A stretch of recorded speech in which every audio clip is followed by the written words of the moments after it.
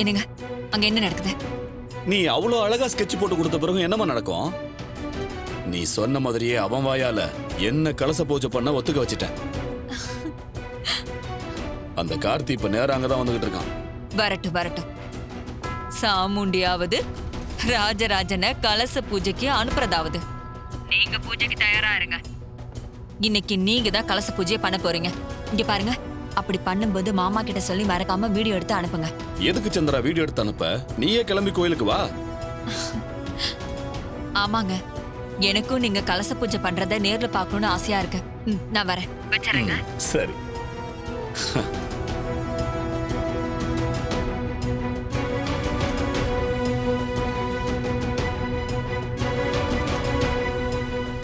அக்கா, அந்த கார்த்தி மாமாவை கலச பூஜைக்கு கூப்பிடதான் வந்துட்டு இருக்கானா? அவனுக்கு எவ்வளவு தைரியம் இருந்தா ரேவதி விஷயத்துல அப்படி பேசிட்டு போனதுக்கு அப்புறம் இங்க வரணும்னு நினைப்பான். அந்த கார்த்தி முதல்ல இங்க வரட்டும், அதுக்கப்புறமா பாத்துக்கலாம். எனக்கா பாத்துக்கலாம்னு சொல்ற? நம்ம பொண்ண வேணான்னு சொன்னவன வீட்டுக்குள்ளே விடக்கூடாதுக்கா. அவன் தான் மாமாவை கூப்பிடுறான்னா நீயும் அவன் கூப்பிட்ட உடனே மாமாவை அனுப்பி வைக்கிறேன்னு சொல்ற? இங்க என்னதான் நடக்குது?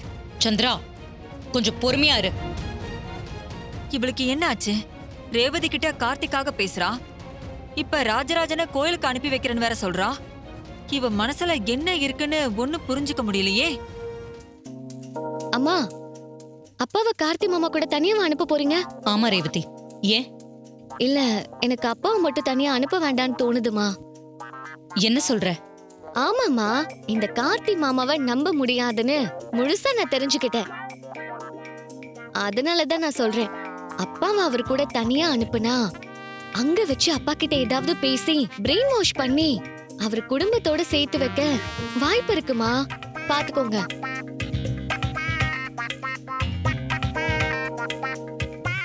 ஆமா இல்ல, இத நான் யோசிக்கவே இல்ல ரேவதி. ஒண்ணு பண்ணு, பேசாம நீயும் அப்பா கூட போ. நானா? எனக்கு அப்பா கூட போறதுல எந்த பிரச்சனையும் இல்லம்மா. ஆனா கூட அந்த கார்த்தி மாமா இருப்பாரே. நீ சொல்றதும் கரெக்ட் தான். அதனால நீயும் அப்பா கூட போ. பூஜை முடிஞ்ச அடுத்த செகண்ட் அப்பாவை நேரா நம்ம வீட்டுக்கு கூட்டு வந்துரு. அங்க நீங்க யார்கிட்டயும் பேச வேண்டாம், எங்கேயும் நிக்க கூடாது. என்னமா யோசிக்கிற? யோசிச்சு பார்த்தேன், நீங்க சொன்னது சரிதான். என்ன மீறி கார்த்தி மாமா எப்படி அப்பா கிட்ட பேசுறாருன்னு நான் பாத்துக்கிறேமா. சரி, அப்ப நீயும் போயிட்டு வா. என்ன பண்றது? அத்த, நாங்களும் பூஜைக்கு போயிட்டு மாமாவை பத்திரமா கூட்டிட்டு வந்துடுறோமே. இல்ல, நீங்க சொன்னா போறோம், நீங்க விருப்பப்படலனா இங்க இருந்துறோம். அதான் கிளம்பணும்னு முடிவு பண்ணிட்டீங்கல்ல, போயிட்டு வாங்க. தேங்க்ஸ் அத்த. இதுக்கு முன்னாடி எல்லாம் கார்த்தி மேல அவ்வளவு உயிரா இருப்பா. மாலை போடுறப்ப கார்த்தி மாமா வருவாரு. கல்யாண மண்டபத்துல அந்த மருது தாலி கட்ட நேரத்துல கூட கார்த்தி மாமா வருவாரு. என் மாமா வந்து என்ன காப்பாத்துவாருன்னு எப்ப பாரு ஒரே கார்த்தி மாமான்னு சொல்லிட்டே இருப்பால. ஆனா இப்ப என்னங்க, கார்த்திய பார்த்தாலே எரிஞ்சு விழுறாளே. அவரை பார்த்தாலே இவ மூஞ்ச திருப்பிட்டு போறா. எனக்கு ஒரே குழப்பமா இருக்குங்க. நானும் அதைத்தான் யோசிக்கிறேன். சகலைய நினைச்சு ரேவதி சந்தோஷம் தான் படுவா. ஏன் இப்பெல்லாம் இப்படி பேசுறான்னு புரியலையே. சரி விடு, இவ பாக்குறா, ஏதாவது நினைக்க போறா. கோவிலுக்காவது கூட வராளே, அது போதும் நமக்கு. வாங்க மாமா. அப்பல போலாமா? போலாம் மாமா.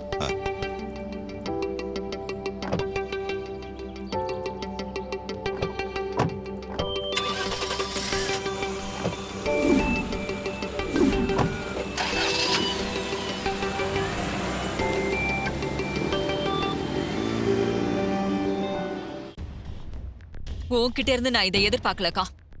நம்ம அம்மாவை கொண்ட குடும்பத்தோட கலச பூஜைக்கு தான் நீ எல்லாரையும் அனுப்பி வச்சிருக்க. அது உனக்கு புரியுதா? சந்திரா, இந்த சாமுண்டீஸ்வரி எது பண்ணாலும் அதுல ஒரு நியாயம் இருக்கும்.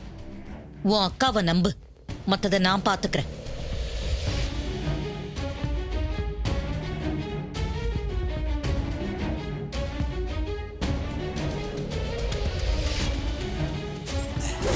மாமா, அக்கா, ஸ்வாதி, உங்க எல்லார்கிட்டயும் நான் ஒன்னு சொல்லிக்கிறேன், நல்லா கேட்டுக்கோங்க.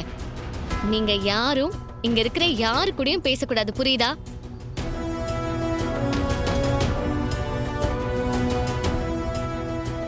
ஏண்டி இப்படி மாறிட்ட? நானா மாறலக்கா, என்ன இங்க இருக்கிறவங்க தான் மாத்திட்டாங்க.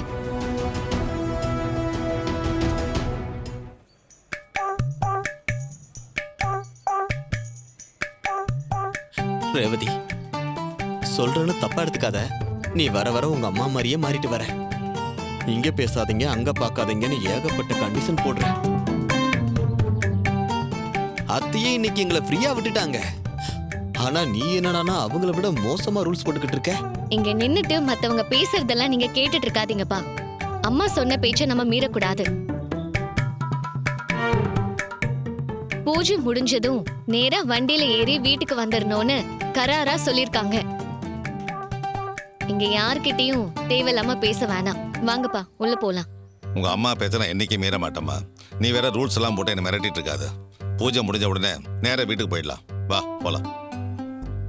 பாவம் மாமா, நீங்க வீட்ல ஒரு சாமுண்டீஸ்வரி, வெளியே ஒரு சாமுண்டீஸ்வரி. உங்க பார்த்தா ரொம்ப கஷ்டம் மாமா. மாமா, நீங்க என்னதானே சொல்றீங்க? நான் ஒன்ன சொல்ல ரேவதி, இங்க இருக்கிற ஈஸ்வரிய சொன்னேன். போலாமா? மாப்பிள போலாம்.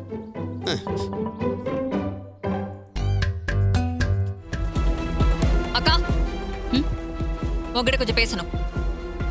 பேசு சந்திரா. நீ பழச மறந்து நம்ம அம்மாவுக்கு துரோகம் பண்ணிட்ட. நான் அம்மாக்கு துரோகம் பண்றேனா?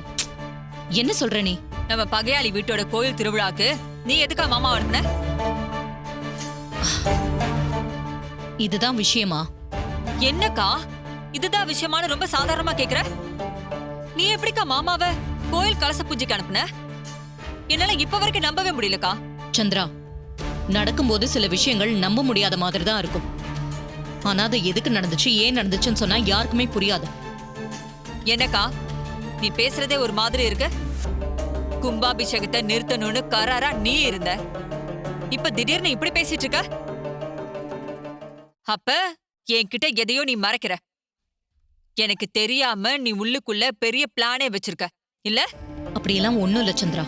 இப்ப என்ன, கோயிலுக்கு போய் கலச பூஜையில உன் மாமா கலந்துக்கிறதுனால என்ன நடக்க போகுது? அதனால நீ இந்த கோயில் விஷயத்தை பத்தி பேசுறத நிறுத்து. நான் என்ன பண்றேன்னு தெரிஞ்சுதான் பண்றேன். இந்த விஷயத்தை பத்தின பேச்சை இனிமே எடுக்காத, புரியுதா? ஆனா அக்கா சந்திரா, அதான் சொல்றேன்ல, இங்க இருந்து போ.